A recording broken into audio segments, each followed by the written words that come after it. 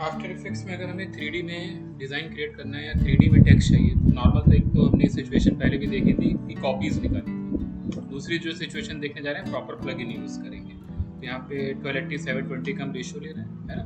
बहुत strong plugin है। तो यहाँ पे जो हमें बैकग्राउंड चाहिए उसके लिए हम यहाँ पे क्या ले रहे हैं, सॉलिड। और टेक्स्ट ना लेके भी पहले सॉलिड लेयर ले लेते हैं। तो यहाँ पे न्यू पे आके हमने क्या पुट किया, सॉलिड। सिंपल बीजी के नाम से इस पर क्या कर रहे हैं, डिफाइन कर रहे हैं। कलर शेडिंग के लिए इफेक्ट्स में जा रहे हैं और स्टिलाइज या जनरेट के अंदर कई बार यूज़ किया हम लोग ने ग्रेडियंट। रैम्प ले लेते हैं, कलर कॉम्बिनेशन में वेरिएशन कर दे रहे हैं। रेड टाइप हमने कैसा कर दिया, रेडियल। और सब कलर कर देते हैं, डायरेक्टली अपोजिट कर देते हैं इसे। ये सर्किल यहाँ पे कुछ इसको लगभग हमने कुछ इस टाइप से ग्रेडियंट हमने यहाँ पे क्या किया, अरेंज किया। थोड़ा सा ऑरेंज, ठीक है। राइट क्लिक, न्यू टेक्स्ट,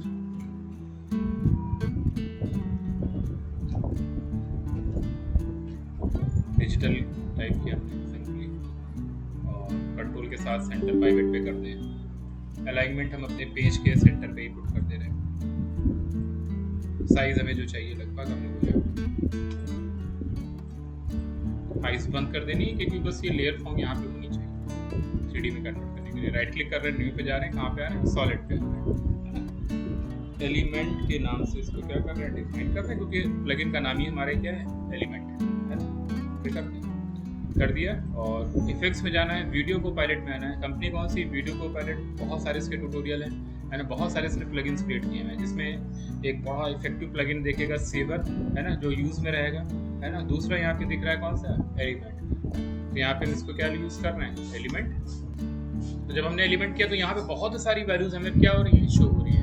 हमें प्री डिफाइंड पहले से कोई 3D शेप जो एलिमेंट दे रहा है वो नहीं यूज करना है, हमें अपने टेक्स्ट को 3D में कन्वर्ट करना है। करने के लिए कहाँ पे जाना पड़ेगा, टेक्स्ट हुआ, अपना कोई शेप हुआ, ऐसा अगर कुछ भी करना है तो कस्टम लेयर पे आना पड़ेगा। क्लिक करेंगे, कस्टम में देखो क्या यूज हो सकता है, टेक्स्ट एंड मास्क। यानी अगर हमें शेप यूज करना होगा तो मास्किंग करनी पड़ेगी, अगर हमें टेक्स्ट चाहिए तो ऑलरेडी हमने टाइप करके रखा हुआ है यहाँ पे, है ना।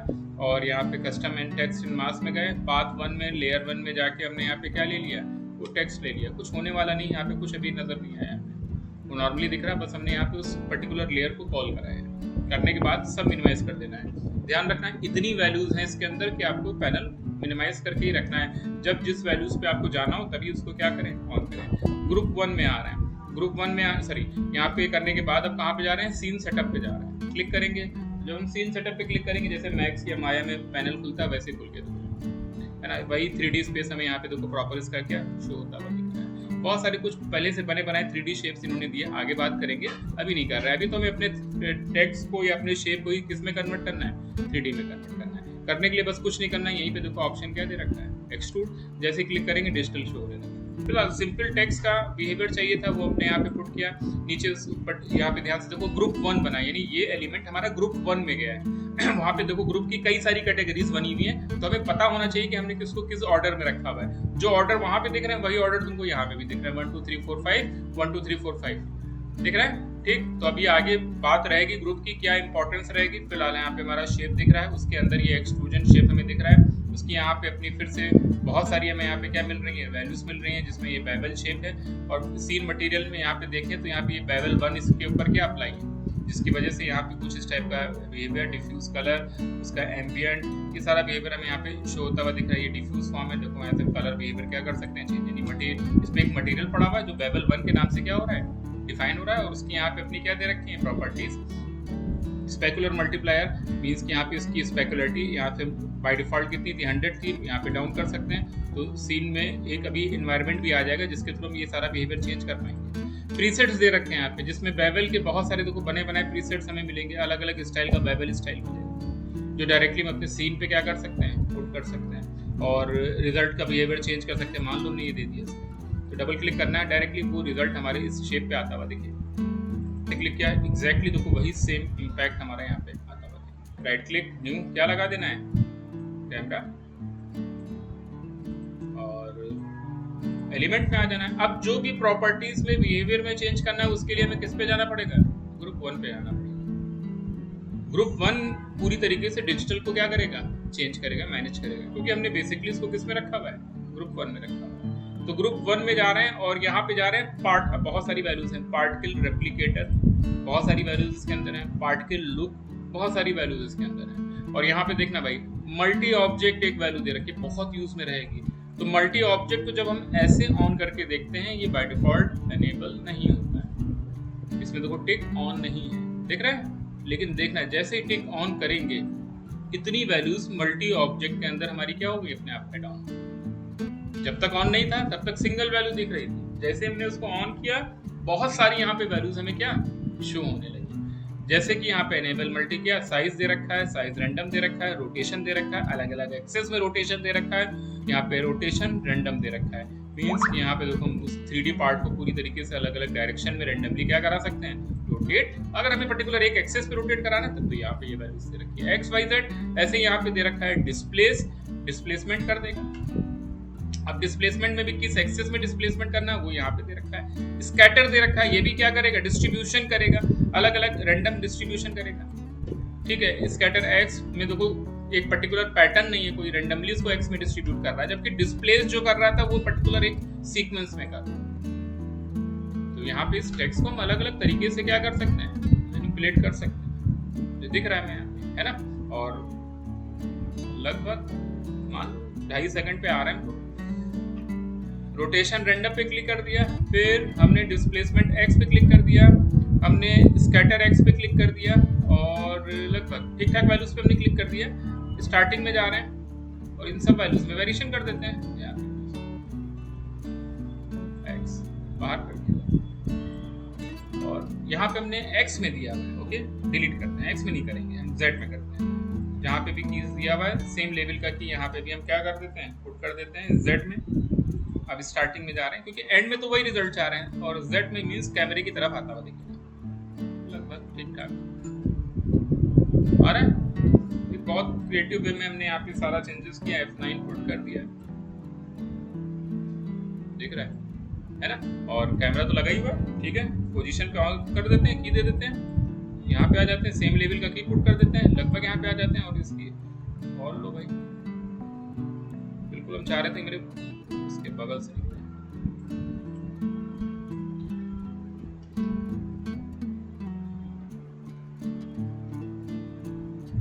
दिखा।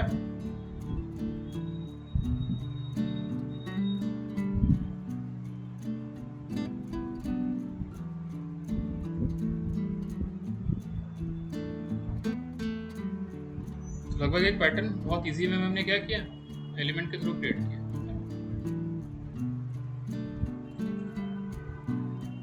ठीक है, कुछ हमने यहाँ पे एलिमेंट निकाल रखे हैं, उनको डायरेक्टली हम यूज करेंगे, जैसे फेट फ्लेयर का एक ले रखा है, पूरी सीक्वेंस फाइल हम यहाँ से क्या कर देंगे, इंपोर्ट कर देंगे, इसको सीन पे इंपोर्ट कर लेंगे। पोजीशन जहाँ पे भी हमें रखनी होगी देखते हैं, कुछ ऐसा यहाँ पे हमारे लिए फ्लेयर आ रहा है, साइज बहुत हैवी है, पहले इसको हम ब्लेंडिंग मोड क्या कर दें, इसका ऐड कर दें ताकि इस सीन में हमारे ऐड हो जाए।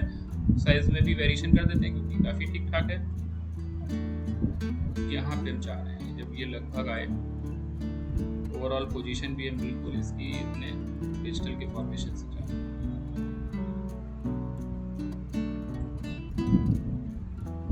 लगभग ठीक है, उस पोजीशन पे हमने यहाँ पे वो फ्लेयर का एनिमेशन किया। और भी एलिमेंट है मेरे पास जिनको हम डायरेक्टली यहाँ पे यूज कर ले जाएंगे, पार्टिकल का है, देखते हैं यहाँ पे इंपोर्ट कर लेते हैं सीक्वेंस को पूरे और ड्रैग एंड ड्रॉप कर लेते हैं। चलो भाई, इंपॉर्टेंट है पोजीशन किधर से हम चाह रहे हैं। फिर से यहाँ पे ब्लेंडिंग मोड हम क्या रखेंगे, ऐड रखेंगे, और लगभग हम देखना चाह रहे हैं कि किस पॉइंट से हम निकालेंगे उसको।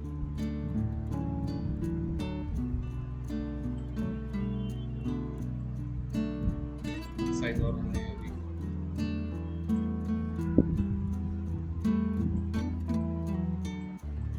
इसी पॉइंट से लगभग प्ले करते हैं। इस टाइप के एलिमेंट पुट करके सीन को हम और इफेक्टिव कर रहे हैं।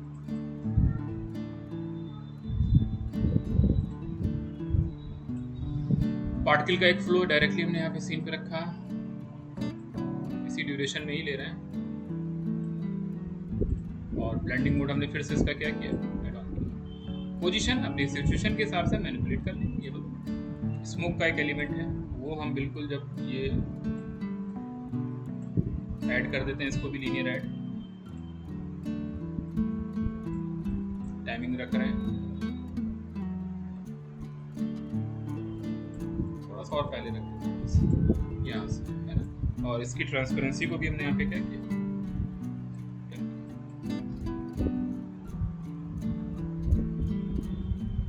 ठीक है। तो पहले हल्का सा स्मोक क्रिएट हुआ और फिर पूरा वो एलिमेंट हमारा यहाँ पे। तो कॉम्प 1 में थे, यहाँ पे एंटर कर रहे हैं, स्लाइड 1 के नाम से इसको हमने डिफाइन किया, कंट्रोल डी करके स्लाइड 2 कर दिया, लगभग की टाइमिंग बेटर है ना। एंड पुट कर दिया, राइट क्लिक, यहाँ पे ऑप्शन दे रखा है trim count to work area, click करेंगे तो इसी एरिया को क्या करेगा, ट्रिम कर देगा। देख रहे हैं, इसी टाइमिंग पे आ गए, है ना। फिर से अपना यहाँ पे क्या ले रहे हैं, कंपोजिशन फाइनल के नाम से, और यहाँ पे स्लाइड 1 को ड्रैग किया हमने। स्लाइड 2 में तो अभी बेसिकली कोई चेंज किया नहीं है ना, बस गए यहाँ पे हमने टेक्स्ट पे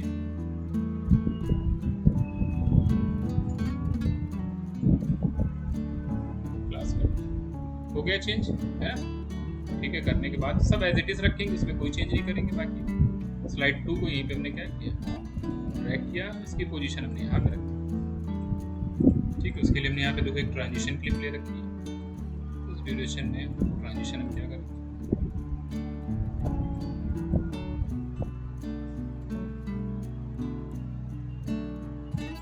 टाइप इसका कैसा कर दिया, ऐड कर दिया। इस टाइप की हम लोग बहुत सारी कास्टिंग देखते हैं।